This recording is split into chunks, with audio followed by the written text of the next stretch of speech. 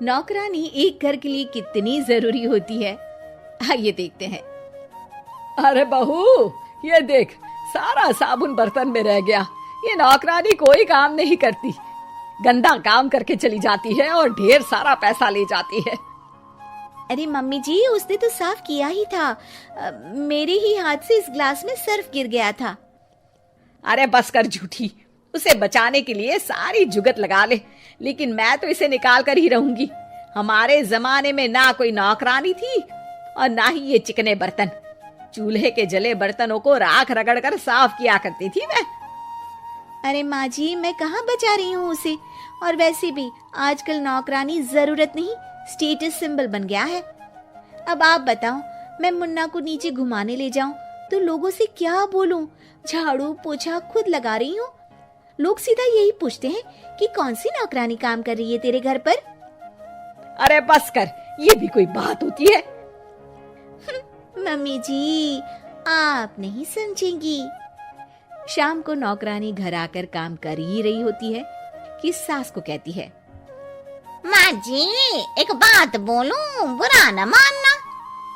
अरे वैसे तो मुझे तेरी शक्ल ही पसंद नहीं है, बात क्या खाक पसंद आएगी। अरे माँ जी, सुन तो लीजिए क्या कह रही है। तो मैंने कौन सा उसका मुंह पकड़ लिया है?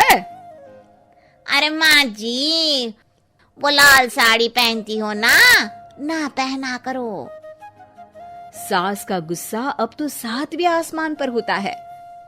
अरे वाह जी वाह, क्यों ना पहना करूं? और तू होती कौन है ये बताने वाली कि मैं क्या पहनूं क्या ना पहनूं? अरे माँ जी, पूरी बात तो सुन लो, वो बोलना क्या चाह रही है। अरे बुरा न मानो आंटी जी। अरे कौन है आंटी? अपनी उम्र देखी है तूने? 2-4 साल ही छोटी होगी मुझसे और मुझे आंटी बोल रही है। बहू सर पर हाथ रख लेती है।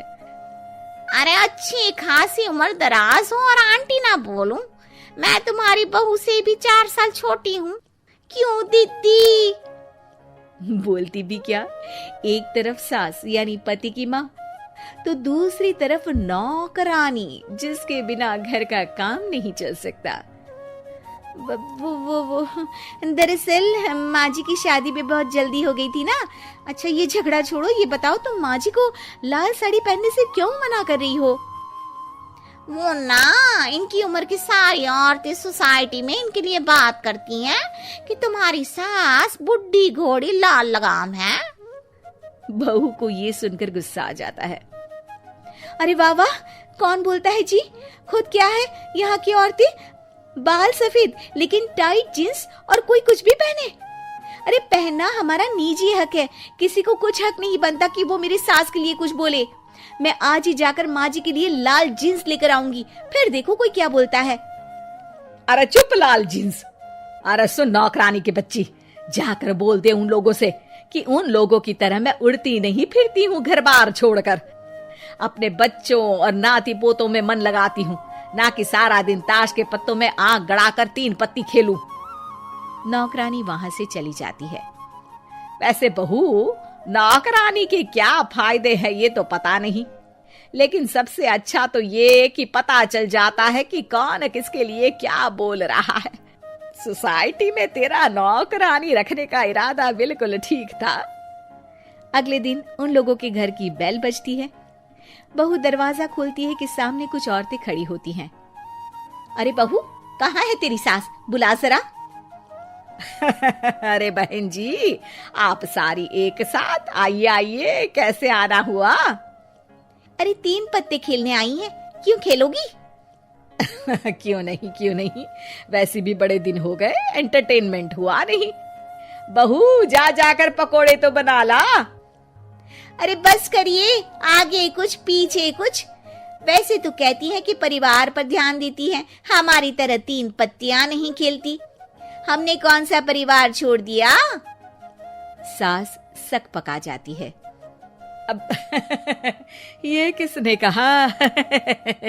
मैं तो कहती हूँ कि मैं भी थोड़ा बाहर निकलूं। आपने ही तो कमला नौकरानी से ये सारी बात की थी। सास और बहू को अब सारी कहानी समझ आ जाती है कि सोसाइटी की औरतें क्यों भड़क रही हैं। माफ करिए आंटी, मैं छोटी हूँ लेकिन फिर भी पहले तो आप लोगों ने माँ की लाल साड़ी का मजाक उड़ाया था ना। हाँ हाँ उड़ाया था, लेकिन उससे पहले तो तुम लोगों ने हमारी जीन्स के बारे में बात की थी। अरे क्यों ना पहने हम जीन्स, तुम्हारे पैसों की थोड़ी ना है। सास और बहू सर पकड़ कर बैठ जाती है। देखा बहू, ये खेल कर गई तेरी नौकरानी।